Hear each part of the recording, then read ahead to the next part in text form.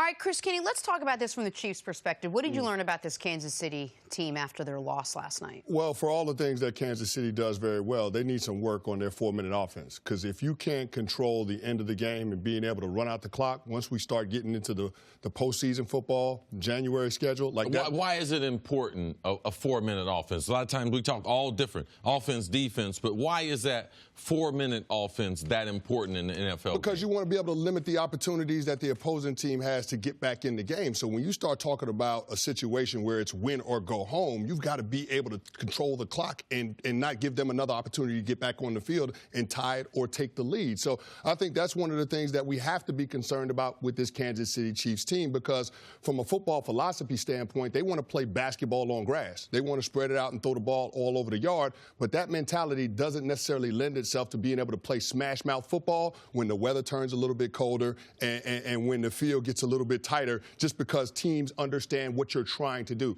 That's another thing that you have to think about with this Chiefs team. Back-to-back weeks being held under 30 points. I don't think that's a coincidence. I think people are starting to understand what they're trying to do in terms of their concepts, and they're finding ways to neutralize this offense. I mean, when you start getting all this tape on this Chiefs team, I think you're finding ways to be able to slow them down. And so what's your answer to that now for your football team? Because I look at the Chiefs, and without Kareem Hunt, I don't know if they necessarily have that physical identity that they're going to need to be able to win in the postseason. So I've got concerns from last night, but they're not similar to yours. They're not about the offense. Listen, what happened at the end, you're talking about the 4-minute offense. They have a penalty on the kickoff. They're backed up. They call a running play on first down. They need one. What kind of running play did they call? They called an inside run, and their backup left guard got beat. Cameron Irving, I said before the game, he was out. He got beat. Now you're in 2nd and 13, and there it is. And so you're going to get beat on plays like this. And then they get 5 yards on 2nd down, and then their backup tight end gets a false start. And now you're in 3rd and 13, and it backs you up like that. So I don't think the Chiefs systemically have a problem on offense. You're right, they have been held under 30 in back-to-back weeks. They also became yesterday the first team in NFL history through first 14 weeks of the season to score at least 26 in every single game. I think the problem is that secondary. And you saw 4th and 8.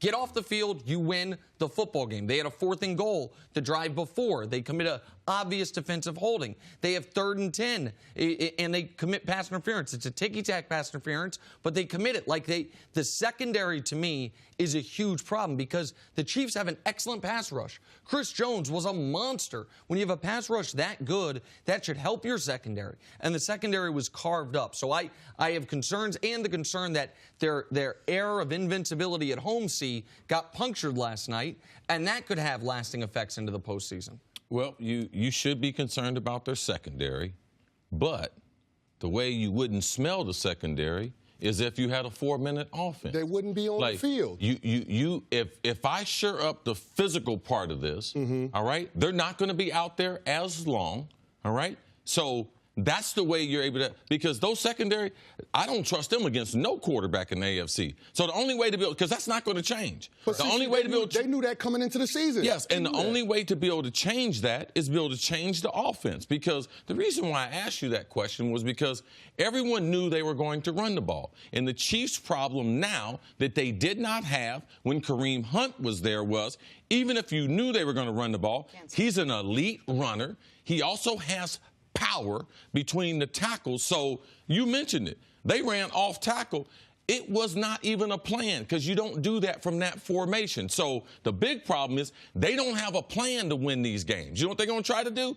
Keep shooting them threes, and that's it.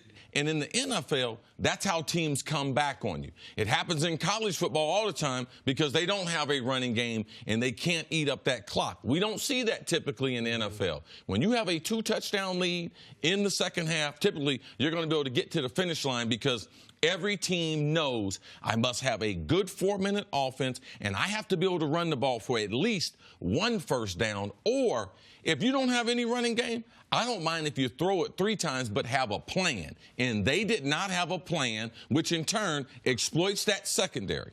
Yeah, CC, I mean, going into last night's games, Andy Reid teams were 39-0 when they have a 2-touchdown lead. So that was the first time that they lost when they had that 2-touchdown lead. And you look at that, you had 4 minutes left to go in the game, and you blew that lead. So, I mean, I look at this and say, you've got to think about what your football team is doing and come up with ways to be able to control the clock at the end of the game. Otherwise, they're not going to end up where they want to be. But here's the other concern, because that 39-0 stat is for the regular season. Because I'll tell you a time they blew a 2-touchdown lead at home under Andy Reid last year in the playoffs. I'll tell you another time they blew a 2-touchdown lead. Yeah, but that memory is not going to affect this team. What happened last night will affect these young players who have not had any type of success. Now, it might affect the fans because I believe Kansas City fans are going to be fair weather. All right, because if it's not going, if they don't have the momentum, they're going to be thinking about what happened. And the younger players, it hadn't happened to them. Well, I think fair weather is not the word I would use. But I think say whatever. I think they're going to be. You could feel it. They got nervous the moment they punted the ball to the Chargers. That stadium thought, "Oh, we're going to lose this game." And I think they thought they were going to lose just like that. And there's a reason for it. You mentioned, I said 2-touchdown lead to the Titans. A 4-touchdown lead to the Colts in the playoffs. Like, the Chiefs, there's a reason they haven't won a home playoff game since Joe Montana was the quarterback. And the way they've lost after a bye, after 13-3 and 12-4 seasons in that stadium, you felt that.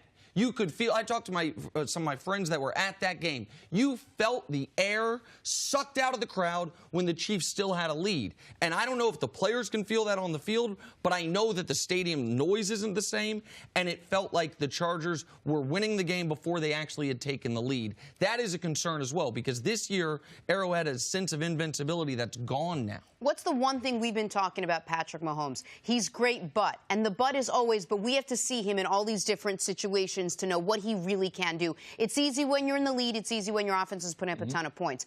Was last night's last couple of minutes a big but?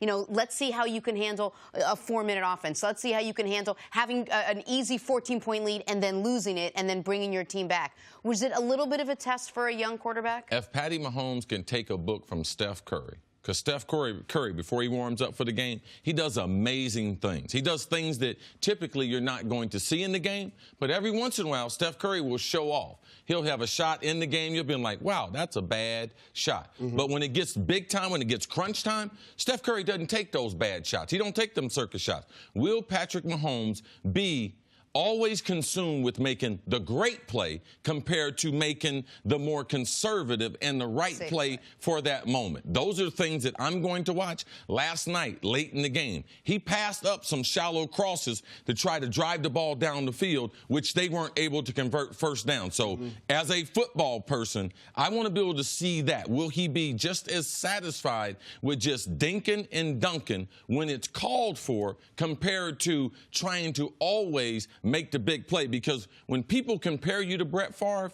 they do that for good and also for bad.